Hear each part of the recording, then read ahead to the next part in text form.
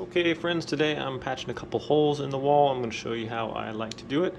If there's a little extra lip on there, I like to just kind of push that in there and just go from either side.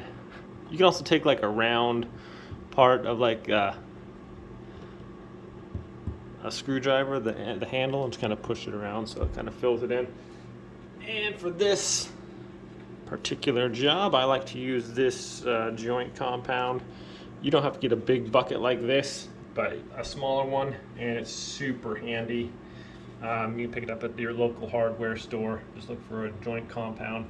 This one goes on pink, and when it dries, it turns white.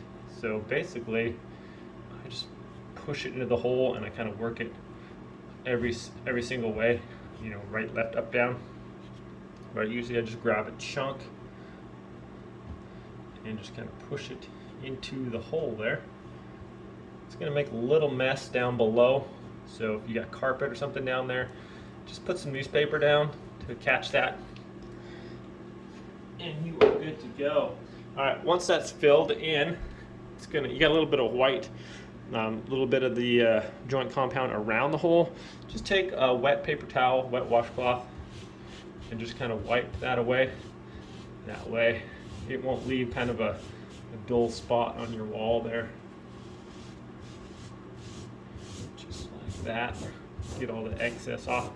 And when that dries, it's not even going to really be even noticeable, but it'll dry white. You can sand it and paint over it real quick. Usually we like to keep a little quart of the regular house paint around, and that way you can just do a quick touch up, go over it with a brush, and you are good to go. Thanks for watching, my friends.